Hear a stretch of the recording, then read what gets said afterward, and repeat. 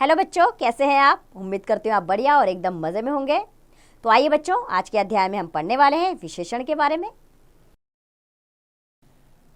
क्या होता है विशेषण, आइए एक अनुच्छेद के जरिए जाने। पढ़ते हैं उसे। रानी इतनी सुंदर थी कि अब तक उसकी छवि आंखों में बसी है।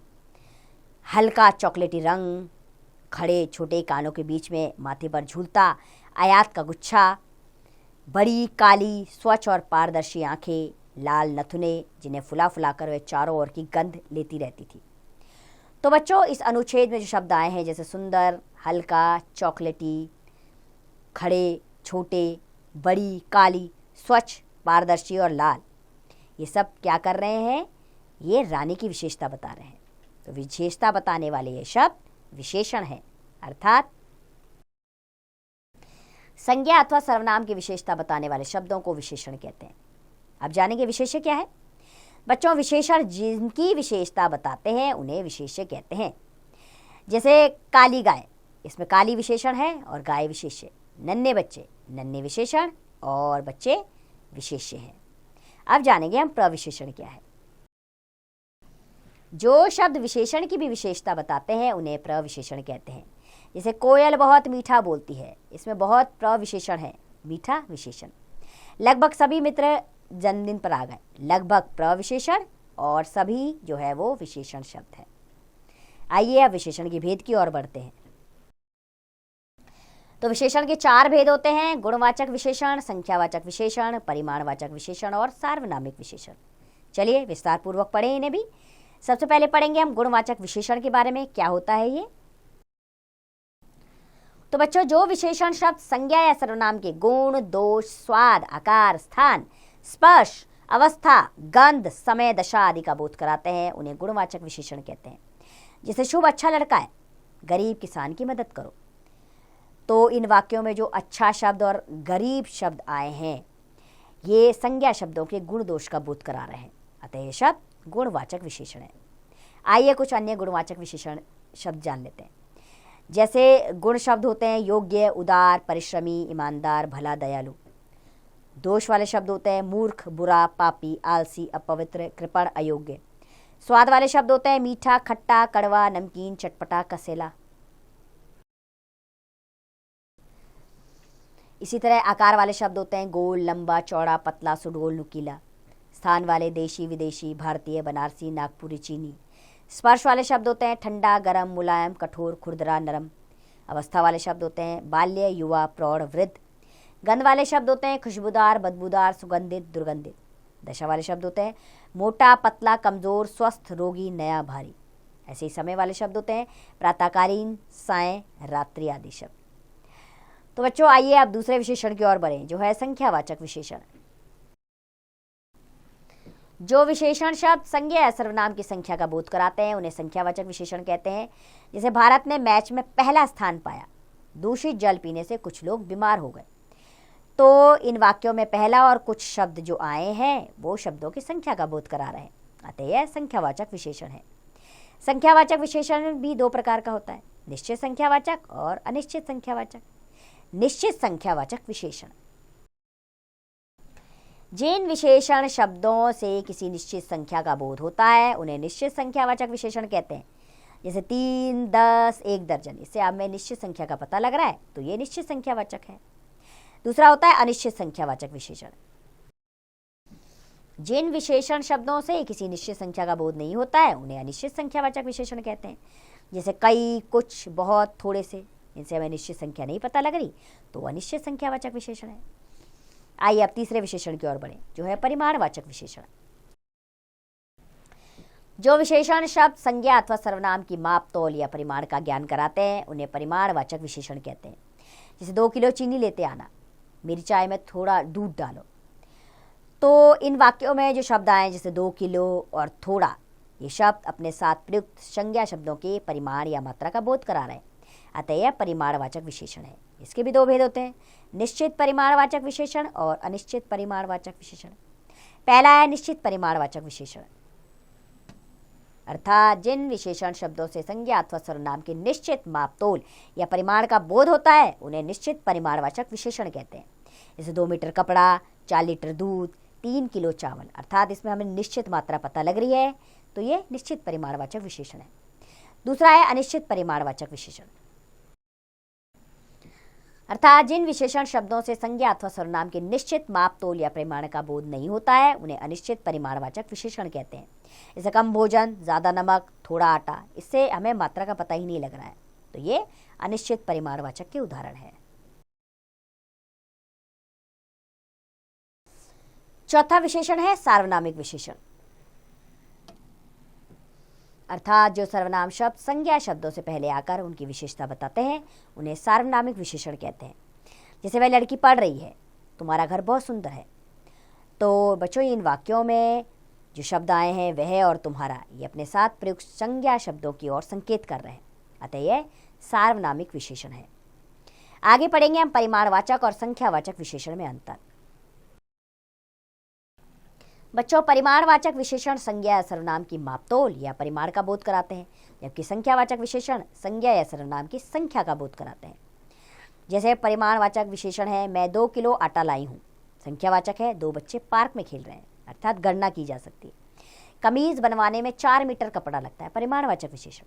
दादाजी ने 4 दर्जन केले खरीदे, संख्यावाचक विशेषण। अर्जुन ने कुछ फल खरीदे, परिमाणवाचक विशेषण। हमने कुछ कविताएं लिखी, संख्यावाचक विशेषण है ये। अब जानेंगे सर्वनाम और सार्वनामिक विशेषण में अंतर। बच्चों, जब किसी सर्वनाम शब्द का प्रयोग संज्ञा के स्थान पर किया जाता है तो वह सर्वनाम कहलाता है, किंतु जब उसका प्रयोग संज्ञा से पहले किया जाता है तो वह सार्वनामिक विशेषण कहलाता है। जैसे सर्वनाम है वह पढ़ रही है, कोई बुला रहा है, यह नहीं वह दो, ये सब इसमें वह, कोई, यह, वह, ये सब सर्वनाम शब्द हैं।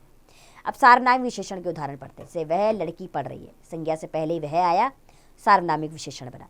कोई आदमी बुला रहा है, आदमी से पहले कोई आया, सार्वनामिक विशेषण। यह पुस्तक नहीं वह पुस्तक दो, पुस्तक से पहले यह और वह आया, तो ये सार्वनामिक विशेषण कहलाए, सर्वनाम शब्द। अब जानेंगे बच्चों हम विशेषण की अवस्थाएं। बच्चों, संसार में प्रत्येक व्यक्ति या वस्तु की अपनी कोई न कोई विशेषता होती है, परंतु यह आवश्यक नहीं कि सभी में एक समान विशेषता हो। यह विशेषता किसी में कम, किसी में उससे अधिक तथा किसी अन्य में सबसे अधिक हो सकती है। इस आधार पर विशेषण की 3 अवस्थाएं होती हैं, मूलावस्था, उत्तरावस्था और उत्तमावस्था। जैसे पहला है मूलावस्था। जब किसी एक व्यक्ति, वस्तु या स्थान के गुण अथवा विशेषता बताई जाती है या उसमें किसी प्रकार की तुलना नहीं होती तो उसे मूलावस्था कहते हैं। जैसे मानसी कुशल नृत्यांगना है, रंजन लंबा है, तो ये मूलावस्थाएं हैं, कुशल और लंबा। दूसरा है उत्तरावस्था। जब किसी 2 व्यक्तियों, वस्तुओं या स्थानों की तुलना आपस में की जाती है, याद रखना 2 की तुलना की जाती है, तो उसे उत्तरावस्था कहते हैं। जैसे राज ऋतिक से अधिक पतला है, मनाली मसूरी से अधिक ठंडा है, इसमें 2 स्थानों और 2 व्यक्तियों की तुलना की जा रही है। तीसरा है उत्तमावस्था, अर्थात जब 2 से अधिक व्यक्तियों, वस्तुओं या स्थानों की तुलना करके उसमें से एक को सबसे श्रेष्ठ या खराब बताया जाता है तो उसे उत्तमावस्था कहते हैं। जैसे धोनी सर्वश्रेष्ठ बल्लेबाज है, एवरेस्ट विश्व का सबसे ऊंचा पर्वत शिखर है, अर्थात इसमें धोनी की तुलना बहुत सारे बल्लेबाजों में से की गई है और एवरेस्ट की तुलना भी बहुत सारे शिखरों के साथ की गई है, इसलिए ये उत्तमावस्था है। आइए कुछ विशेषण शब्दों की तीनों अवस्थाएं जान लें, जो इस प्रकार है। अधिक, अधिकतर, अधिकतम। पहले मूलावस्था है, दूसरा उत्तरावस्था और तीसरी उत्तमावस्था। उच्च, उच्चतर, उच्चतम। तीव्र, तीव्रतर, तीव्रतम। सुंदर, सुंदरतर, सुंदरतम। लघु, लघुतर, लघुतम। कठोर, कठोरतर, कठोरतम। और निकट, निकटतर, निकटतम। न्यून, न्यूनतर, न्यूनतम। मधुर, मधुरतर, मधुरतम। योग्य, योग्यतर, योग्यतम। श्रेष्ठ, श्रेष्ठतर, श्रेष्ठतम। वृत्त, वृत्तर, वृत्तम। दृढ़, दृढ़तर, दृढ़तम। नवीन, नवीनतर, नवीनतम। और कुटिल, कुटिलतर, कुटिलतम। मृदु, मृदुतर, मृदुतम। गुरु, गुरुतर, गुरुतम। अल्प, अल्पतर, अल्पतम। विशाल, विशालतर, विशालतम। वरिष्ठ, वरिष्ठतर, वरिष्ठतम। प्राचीन, प्राचीनतर, प्राचीनतम। चतुर, अधिक चतुर, सबसे चतुर। ठंडा, अधिक ठंडा, सबसे ठंडा। अच्छा, अधिक अच्छा, सबसे अच्छा। अब जानेंगे विशेषण शब्दों की रचना। तो बच्चों, विशेषण शब्दों को दो भागों में बांटा जा सकता है, मूल विशेषण और यौगिक विशेषण। अब क्या होते हैं मूल विशेषण, इनको पहले समझ लेते हैं।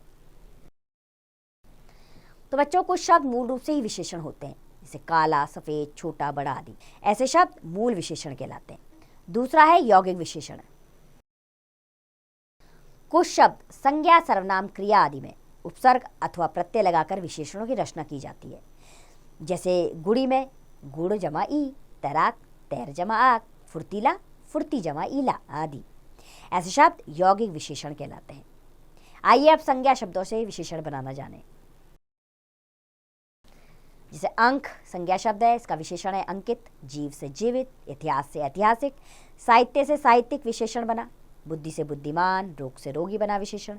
दुख से दुखी, प्यार से प्यारा, चीन से चीनी, पुष्प से पुष्पित, शब्द से शाब्दिक, विष से विषैला बना। ईर्ष्या से ईर्ष्यालु बना। धन से धनी बना, भोग से भोगी बना। ग्राम से ग्रामीण बना विशेषण। पुत्र से पुत्रवान बना, बल से बलवान, दया से दयालु बना, आदि से आदिम बना। अर्थ से आर्थिक बना, प्रदेश से प्रादेशिक बना। दर्शन से दर्शनीय बना, नाश से नाशवान बना। स्वाद से स्वादिष्ट बना, हृदय से हार्दिक बना। चाचा से चचेरा बना, शरीर से शारीरिक बना। सम्मान से सम्मानित बना और समाज से सामाजिक बना। दूसरा है सर्वनाम शब्दों से विशेषण बनाना।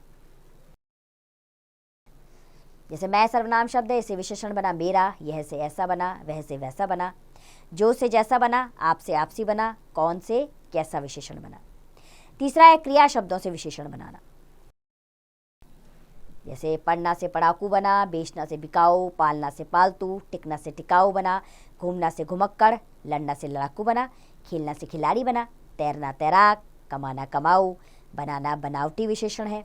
भागना भगोड़ा बना। उड़ना से उड़ाकू, देखना दिखावटी, सजाना सजावटी, अड़ना अड़ियल बना। चौथा है अवयव शब्दों से विशेषण बनाना। जैसे आगे एक अवयव शब्द है, इसे विशेषण बना अगला। नीचे से निचला, पीछे से पिछला, ऊपर से ऊपरी, बाहर से बाहरी और भीतर से विशेषण शब्द बना भीतरी। आइए बच्चों, आपके अभ्यास के लिए इस अध्याय को दोहरा लेते हैं। अर्थात संज्ञा अथवा सर्वनाम की विशेषता बताने वाले शब्द विशेषण कहलाते हैं। जो शब्द विशेषण की विशेषता बताते हैं उन्हें प्रविशेषण कहते हैं। विशेषण के 4 भेद होते हैं, गुणवाचक, संख्यावाचक, परिमाणवाचक और सार्वनामिक विशेषण। संख्यावाचक विशेषण के 2 भेद होते हैं, निश्चित और अनिश्चित संख्यावाचक विशेषण। परिमाणवाचक विशेषण के भी 2 भेद होते हैं, निश्चित और अनिश्चित परिमाणवाचक विशेषण। विशेषण की 3 अवस्थाएं होती है, मूलावस्था, उत्तरावस्था और उत्तमावस्था। तो बच्चों, उम्मीद करती हूँ मैं ये अध्याय आपको अच्छे से समझ में आया होगा। अब इसका अभ्यास कार्य आप स्वयं कीजिए।